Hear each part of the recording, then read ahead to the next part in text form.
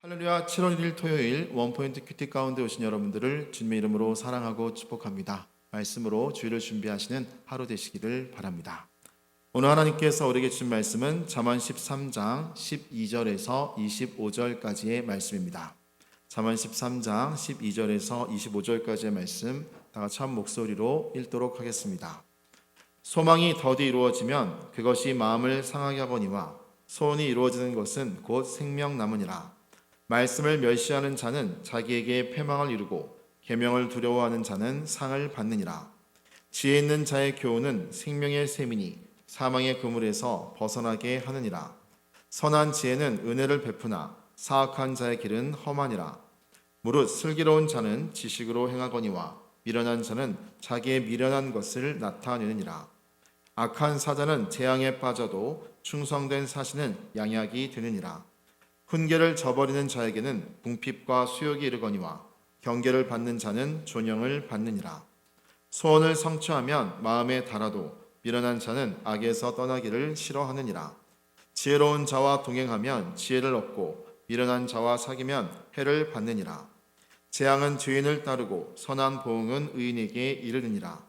선인은 그 산업을 자자손손에게 끼쳐도 죄인의 재물은 의인을 위하여 쌓이느니라. 가난한 자는 밭을 경작함으로 양식이 많아지거니와 불의로 말미암아 가산을 탕진하는 자가 있느니라. 매를 아끼는 자는 그의 자식을 미워함이라. 자식을 사랑하는 자는 근실이 징계하느니라. 의인은 포식하여도 악인의 배는 줄이느니라. 아멘. 이 시간 계명을 두려워하라 라는 제목으로 담임 목사님께서 큐티 인도해 주시겠습니다. 할렐루야. 네, 우리 오늘 토요일을 맞이하면서 우리 날마다 잠언의 묵상을 통해서 인생의 지혜를 배웁니다. 특별히 여기 이 12절 말씀은 이렇게 시작합니다. 소망이 더디 이루어지면 그것이 마음을 상하게 하거니와 소원이 이루어지는 것은 곧 생명나무라. 소망이 더디 이루어지면 그것이 마음을 상한다는 것을 여러분 자각해 본 적이 있습니까? 소망은 우리에게 소망은 뭡니까? 마라나타입니다. 주님의 재림의 소망입니다. 그러므로 소망이 욕심이 되면 소망이 아니라 이 말이에요. 주님의 재림만이 진정한 소망입니다. 여러분 스톡데일 패러독스라는 말이 있습니다. 미국의 장군으로 베트남 전쟁에 가서 포로로 잡혀 모진 고문과 고초를 겪었던 사람입니다. 자, 이 사람이 포로 수용소에서 생활해 보니까 가장 많이 죽어나가는 사람이 놀랍게도 낙관주의자였다는 거예요. 그러면 이게 이제 이번에 이런 분들의 낙관이 어떤 낙관이었는가 하면 이번 크리스마스 때는 나갈 수 있겠지 라고 막연한 희망을 가져다가 이루어지지 않으면 그 희망이 순식간에 꺾입니다. 부활절에는 나갈 수 있겠지 하고 기다리다가 부활절에 지나서 석방이 안 되면 그들은 깊은 내상을 입습니다. 추수감사절에 나갈 수 있겠지 하다가 그때도 석방이 안 되면 그들은 큰 절기만 희망을 품고 있다가 그것이 해결이 안 될 때 그들은 결국 쓰러지고 죽어나가더라 이거예요. 그러면 이것이 다 뭔가 하면 단기적인 소망이에요. 이 단기적 소망의 속에는 뭐가 있는가 하면 인간의 소욕, 자기중심적이 있어요. 소망의 본질은 뭔가 하면 자기중심적인 어떤 의향이 이루어지는 걸 소망이라고 말하지 않아요. 하나님의 뜻이 이루어지는 걸 소망이라고 해요. 그러니까 오늘 우리에게 있어서 물론 우리가 2차 대전 때 히틀러의 어떤 면에서 보면 유대인들에 대한 그 아우슈비츠 수용소에서의 견디고 있는 사람들도 있었습니다만 그분들은 언제 나갈 거라는 날짜를 정하지 않아요. 그야말로 그 로고 테라피를 꿈꾸는 사람들은 언젠가는 하나님은 살아계시니까 그 초점이 하나님께 있습니다. 근데 오늘 이 베트남전 이 사람들은 자기에게 있어요. 자기가 이미 설정해 놓고 그것을 이루어지지 않을 때 낭망해 버립니다. 여러분 기도할 때 내가 설정해 놓고 내가 이루어지지 않으면 낭망이 옵니다. 더 큰 신앙의 후퇴가 올 수 있어요. 신앙은 내 뜻을 이루는 것이 아닙니다.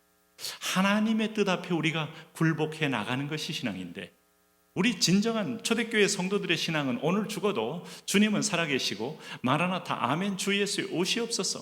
그런데 그것을 일주일 후 2주일 후로 정했던 사람들은 똑같은 오늘 스톡데일 패러독스의 낭망이 올 수밖에 없는 거예요. 오늘 하루가 천년이 하루 같은 주님의 주권 앞에 모든 걸 던지는 겁니다. 소망이 더디 이루어지면 그것이 마음을 상하게 하거니와 소원이 이루어지는 것은 곧 생명나무라고 말씀하고 있어요. 그러니까 여기 13절 말씀 보세요. 하나님 말씀을 보면 말씀을 멸시하는 자는 자기에게 패망을 이루고 계명을 두려워하는 자는 상을 받느니라. 이게 전체를 오늘 잠언서를 끌고 가는 거룩한 엔진입니다. 오늘 여러분, 우리에게 소망은 무엇이냐? 하나님의 말씀이다. 그 말씀의 종국성은 무엇인가? 다가올 마지막 종말을 의미하고 있는 것이죠. 그러므로 말씀을 멸시하는 자는 자기에게 패망을 이루고 계명을 두려워하는 자는 상을 받는다는 말은 오늘 하루의 현재의 삶의 최전선에서 하나님 말씀이 하나하나 이루어지는 지금 여기에 하나님의 경점을 인정하고 받아들이는 이 어미한 인생을 사는 사람들, 계명을 두려워하는 자, 바로 상을 받는다고 말했습니다. 자, 이렇게 상을 얻는 사람의 특징은 뭘까요? 오늘 여기 보십시오. 14절에 지혜 있는 자의 교훈은 생명의 샘이니 사망의 그물에서 벗어나게 하느니라. 선한 지혜는 은혜를 베푸나 사악한 자의 길은 험하니라. 자, 인생을 살면서 이제 하나님이 살아계신가 안 살아계신가를 점점 깨닫는 역사가 이루어집니다. 바로처럼 강팍하고 압살롬처럼 강팍하고 오늘 하나님이 없는 차처럼 무법한 자의 강팍함이 아니라면 정상적인 양심만 있어도요, 하나님은 계셔. 공법은 사필 규정이야. 정의의 길은 있어. 이렇게 인정하면서 그 인생을 돌아보게 돼 있어요. 네? 인생의 이 히스토리는 하나님의 손길의 역사이기 때문입니다. 그러므로 무릇 16절 보세요. 슬기로운 자는 지식으로 행하거니와 미련한 자는 자기의 미련한 것을 나타내느니라. 네? 슬기로운 자는 지식으로 행하거니와 미련한 자는 자기의 미련한 것을 나타내는데 어떤 자가 미련한 자입니까? 하나님의 말씀을 받아들이면서 말씀의 원리로 따라가는 사람은 슬기로운 자요. 오늘 미련한 자는 자기 생각, 자기 의지, 자기가 중심이 되어서 자기가 편한 것, 자기가 좋아하는 것, 자기 취향에 맞는 것, 이런 걸 따라가게 돼 있어요. 그러므로 이 미련함은 완고한 고집으로 나타나서 망하게 만든다 이 말입니다. 악한 자는 재앙에 빠져도 충성된 사신은 양약이 되느니라. 훈계를 저버리는 자에게 궁핍과 수욕이 따르거니와 이르거니와 경계를 받는 자는 조명을 얻느니라. 이 경계는 어떤 경계겠습니까? 하나님의 말씀의 조명을 따라서 나를 스스로 감시하는 사람, 내 자신이 믿음에 있는지 시험하고 확증하여 하나님의 법도의 그 레일 위에서 탈선하지 않는 사람, 조명을 받게 돼 있죠. 네, 율법주의자가 되라는 말이 아니에요. 율법을 무시하는 사람은 은혜를 알 수 없어요. 하나님의 법도를 모르는 사람은 하나님의 최종적인 영광을 볼 수가 없습니다.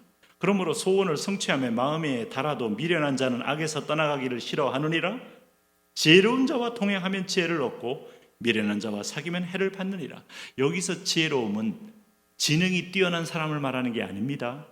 호크마의 지혜, 소피아의 지혜, 하나님의 하늘의 뜻을 알고서 삶의 원리로 녹여서 사는 사람과 동행하면 그 생명의 레일을 달리는데 미련한 자 어떻게 여러분 그가 존영을 얻지 못하겠어요.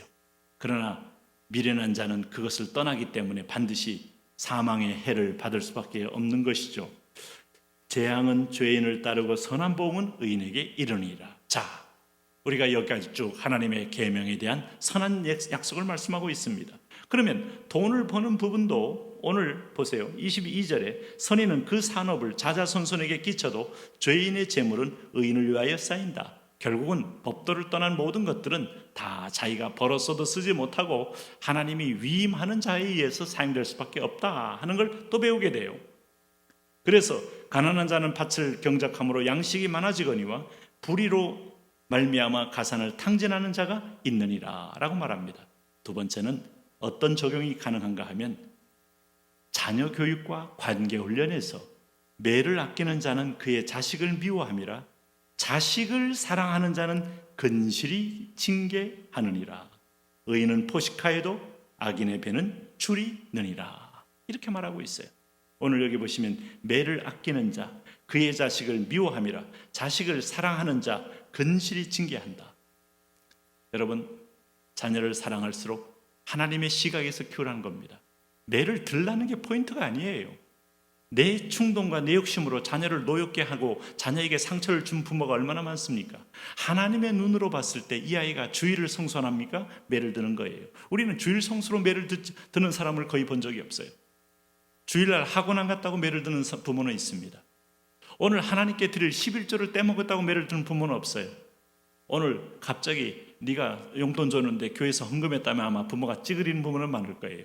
하나님의 법도를 말하는 거예요. 법도를 지키기 위해서 매를 들 때 자녀도 살고 가정도 살고 가문도 산다. 우리는 창세기에서 셋의 가문을 보았어요. 에노스의 가문을 보았어요.